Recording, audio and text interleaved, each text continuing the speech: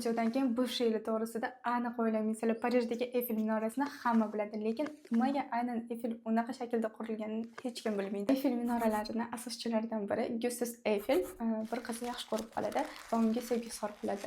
Lekin u qiz buni отказ qiladi. Gustas o'z sevgisini isbotlash uchun aynan Eyfel minorasini A harfida qurishni tanlaydi va minorani qurib bitkazadi.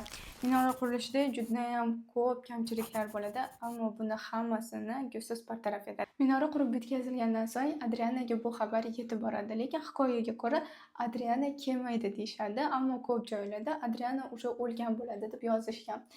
To'g'risi, aynan nima haqdaligini men ham bu hikoyani to'liq tushunmadim, ammo sizlarga aytib berishdan maqsadim, ba'zi insonlar juda ham qattiq sevadi va sevgisi uchun hamma narsaga tayyor bo'ladi.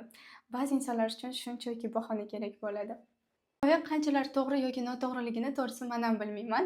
Aynan hikoyada o'qiganimni sizlarga aytib berdim. Lekin bir narsani bilamanki, har bir inson hayotida aynan o'sha inson bo'ladi. Ya'ni sizni sevgan inson bo'ladi. Shuning uchun так что не страдаем по бывших. Обязательно menga obuna bo'lishni unutmanglar, chunki menda sayohat va juda ham qiziqarli.